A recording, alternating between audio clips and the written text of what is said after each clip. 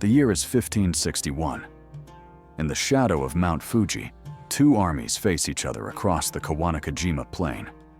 On one side stands Uesugi Kenshin, the Dragon of Echigo, master tactician and devout Buddhist warrior. On the other, seated calmly on his war stool, fans himself, Takeda Shingen, the Tiger of Kai. For 12 years, these two giants have danced this deadly waltz, meeting in battle 5 times, and yet, neither has fallen. But today will be different. Today, Kenshin does the unthinkable. He charges directly through 10,000 soldiers, his horse's hooves thundering across blood-soaked earth, heading straight for Shingen's command post. Guards scatter. Generals freeze. And there sits Shingen, no sword in hand, only his iron war fan, his gun by. Kenshin raises his blade for the killing blow. In that split second, Shingen does something that defines his entire philosophy. He doesn't draw his sword. He blocks the katana strike with his fan metal rings against iron. Once, twice, 3 times. Then Shingen's bodyguard arrives, and Kenshin retreats into the chaos, leaving behind a legend that would echo through centuries today. We admire leaders who are aggressive, who disrupt, who move fast and break things. Shingen understood something deeper. True power isn't about the sword you draw. It's about the battle you never have to fight.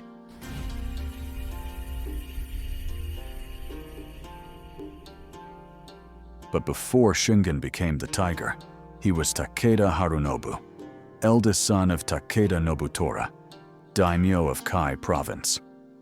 Born in 1521 into a clan constantly at war, Harunobu learned early that survival in the Sengoku Jidai, the age of warring states, required more than courage. It required ruthless calculation. His father Nobutora was a brutal man, a warrior of the old school who believed in settling disputes with steel and intimidation. He favored Harunobu's younger brother and openly discussed changing the succession. In 1541, at just 21 years old, Harunobu faced an impossible choice: accept disinheritance and probable assassination, or commit an act that would brand him forever. He chose survival. During a military campaign, Harunobu staged a coup, exiled his own father to a temple, and seized control of the Takeda clan. Imagine that decision.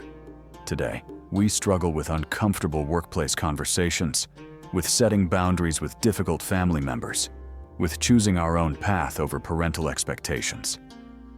Harunobu didn't just disappoint his father. He overthrew him, exiled him, took everything he had built. History judges this harshly, calling it treachery. But Harunobu understood a principle that modern leadership studies confirm.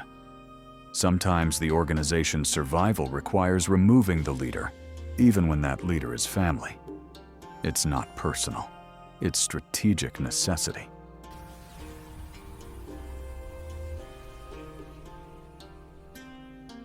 After seizing power, the young lord needed to transform the Takeda from a minor clan into a force that could survive the chaos consuming Japan. He found his answer not in Japanese tradition, but in a Chinese text written 1,500 years earlier. Sun Tzu's The Art of War. From it, he extracted 4 characters that would become his banner, his philosophy, his code. Feng Lin Huoshan, Furinkazan. Move swift as wind, stay silent as forest, attack fierce as fire, defend immovable as mountain. These weren't just poetic words on a flag. They were a complete strategic framework that Shingen applied to everything: warfare, diplomacy, economics, infrastructure, governance. When these 4 principles appeared on the battlefield, enemies knew they faced something beyond ordinary military force. They faced a system. Today's business gurus sell us frameworks with acronyms and buzzwords that sound profound, but crumble under pressure. SMART goals, OKRs, agile methodologies. We adopt them like fashion trends, implementing them halfway, abandoning them when quarterly results disappoint. Shingen took 4 ancient principles and embedded them so deeply into his organization that they became instinct. His commanders didn't need to remember the framework, they embodied it. That's the difference between adopting a strategy and becoming it. Shingen didn't use Furinkazan, he was Furinkazan.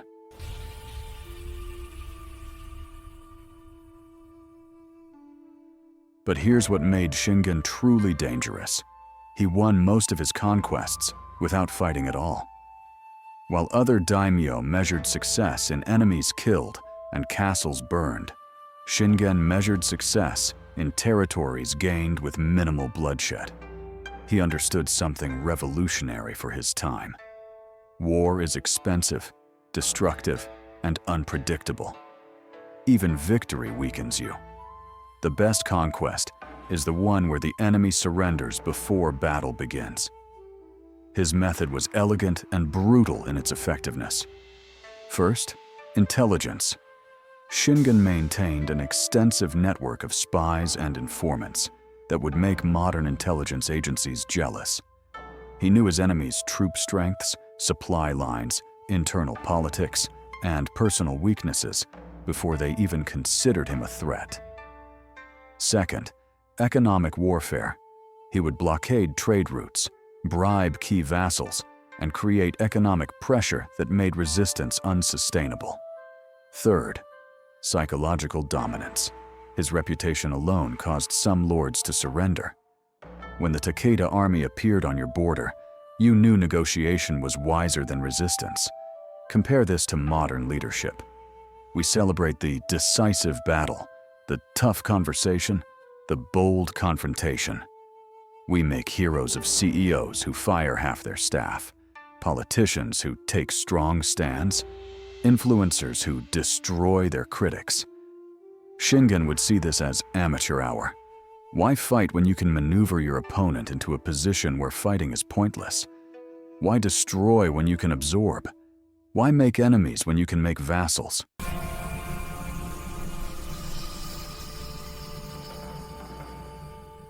Once Shingen secured a territory, his genius truly emerged. While other warlords simply extracted wealth and moved on, Shingen built. He invested in infrastructure, improved agriculture, reformed taxation, developed mining operations, and created administrative systems that made his domain prosperous. His famous flood control projects along the Fufuki River turned wastelands into farmland, generating wealth that funded his military machine. He understood the principle that modern empires often forget. Sustainable power comes from adding value, not extracting it. His vassals didn't serve him out of fear alone. They served because Takeda governance made them richer and more secure than independence would he created a system where loyalty was the rational choice. When you conquered a neighboring lord, you didn't just seize his castle, you made him an offer. Join the Takeda clan, keep your lands, gain access to our economic network, receive protection from our enemies, and contribute troops when called most accepted. Today, we see this principle violated constantly. Companies extract maximum value from employees while offering minimum security. Then wonder why talent leaves governments demand taxes while delivering declining services. Then wonder why citizens lose faith. Relationships become transactional, with each party trying to get more than they give. Then wonder why connection dies. Shingen built an empire on a simple principle. Make people better off with you than without you. Do that, and they'll fight to stay. Fail at that, and no amount of force will keep them.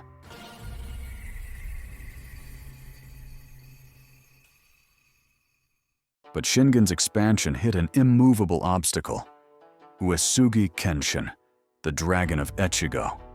If Shingen was strategic calculation, Kenshin was righteous fury. If Shingen was pragmatic Buddhism, Kenshin was devout fervor. If Shingen fought to win, Kenshin fought because it was right. They were perfect opposites, which is why their rivalry became legendary. 5 times they met at Kawanakajima. 5 times the outcome was inconclusive.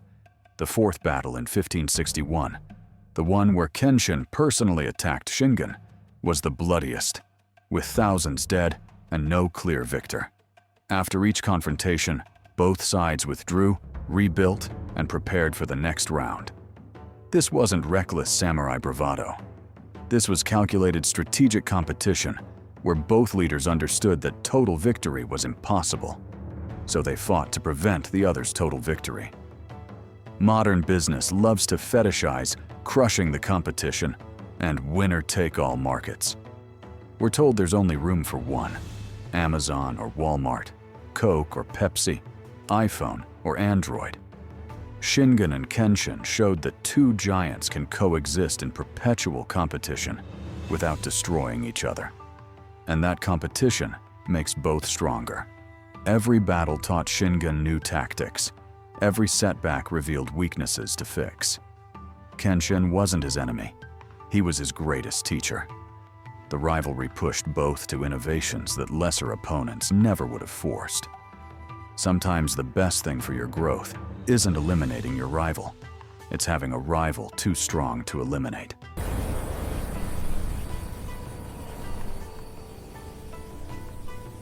In 1567, Shingen did something that shocked Japan. He allied with Tokugawa Ieyasu, a young and relatively weak daimyo whose territory sat between Shingen and his real target, the mighty Imagawa clan. This alliance made no strategic sense to outside observers. Why partner with someone so much weaker? Why not just conquer Ieyasu and take his lands? But Shingen saw what others missed first. Ieyasu was competent and ambitious. Eliminate him and deal with chaos, or ally with him and gain a capable buffer state. Second, the Imagawa were distracted by their conflict with Oda Nobunaga, creating an opening. Third, if Shingen attacked Ieyasu, it would alert the Imagawa and potentially create a 2-front war. So instead, he made Ieyasu an ally, crushed the Imagawa together, divided the spoils, and gained a grateful neighbor. Years later, when Shingen turned his attention to Nobunaga, Ieyasu stayed neutral, remembering the alliance that saved him. This is strategic thinking on another level. We're taught to see relationships as either dominance or submission, winner or loser, exploiter or exploited. Shingen saw a third option: mutual benefit through asymmetric alliance. Ieyasu got protection and legitimacy. Shingen got a stable border and future neutrality. Both won. Today, we could call this strategic partnership, but we rarely practice it with Shingen's sophistication. We enter partnerships asking, "What can I get?" instead of, "How can we both win different things?" The genius isn't finding a partner who wants exactly what you want. It's finding one who wants something different that you can provide.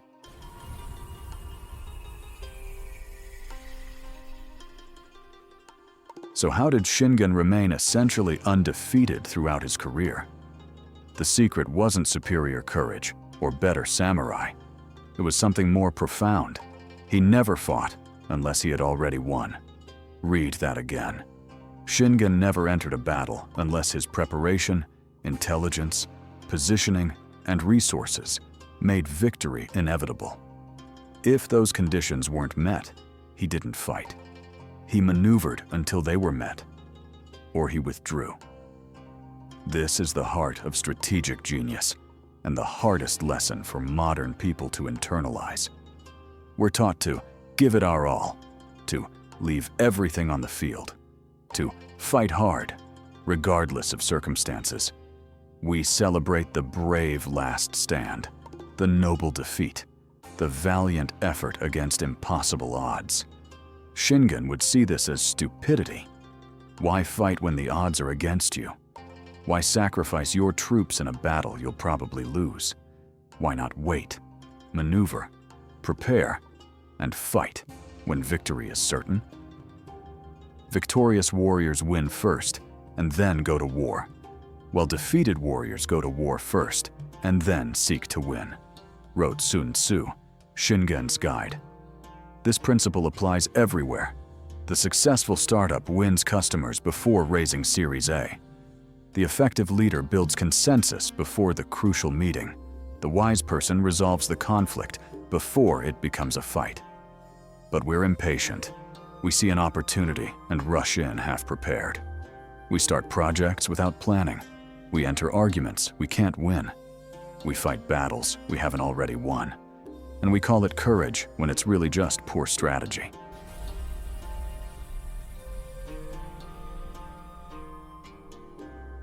But Shingen wasn't perfect, and his mistakes teach us as much as his victories.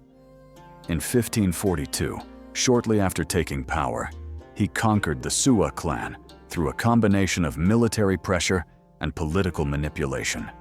He promised the Suwa lord safe exile if he surrendered the castle without resistance. The lord agreed.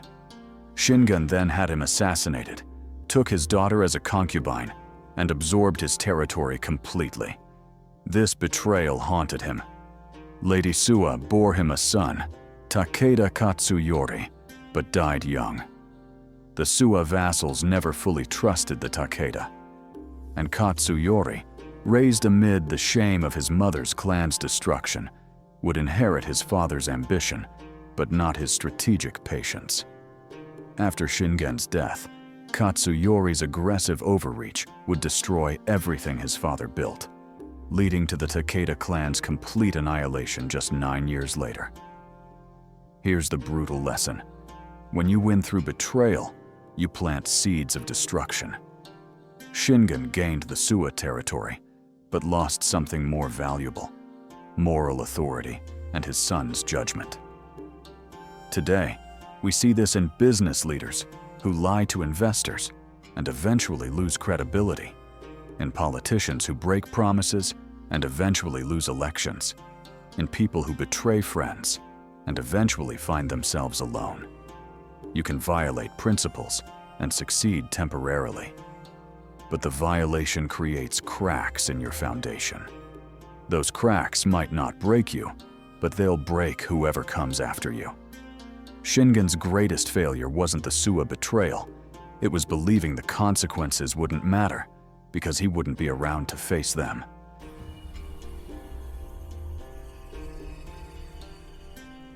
Takeda Shingen died in 1573, possibly from illness, possibly from a sniper's bullet. History isn't certain. What is certain is that he transformed a minor clan into a force that threatened to unify Japan. And he did it not through reckless courage, but through relentless strategic thinking. He understood that the greatest victories are the ones you achieve without fighting, that sustainable power comes from adding value rather than extracting it, and that true strength lies in preparation rather than confrontation. But Shingen's story is just one thread in the vast tapestry of samurai wisdom. In future episodes of Kensei Code, we'll explore the leaders who succeeded where Shingen failed. Oda Nobunaga's ruthless innovation, Toyotomi Hideyoshi's rise from peasant to emperor, Tokugawa Ieyasu's patient creation of a peace that lasted 2.5 centuries. We'll examine the philosophy that guided them, Bushido's 7 virtues, and how they apply to modern challenges. We'll decode the strategic masterpieces hidden in tea ceremonies, poetry, and Zen koans. Every episode of Kensei Code extracts the eternal principles from Japan's greatest strategists and shows you how to apply them today. Whether you're building a business, navigating office politics, managing relationships, or simply trying to live with purpose in a chaotic world, these ancient warriors have lessons that no modern guru can match. Because they didn't theorize about strategy in comfortable offices, they tested it in life and death situations where mistakes meant extinction. Subscribe to Kensei Code. Hit that notification bell. Join us as we walk the path of the Sword Saints and learn to win battles before they begin. The way of strategy awaits. Will you master it?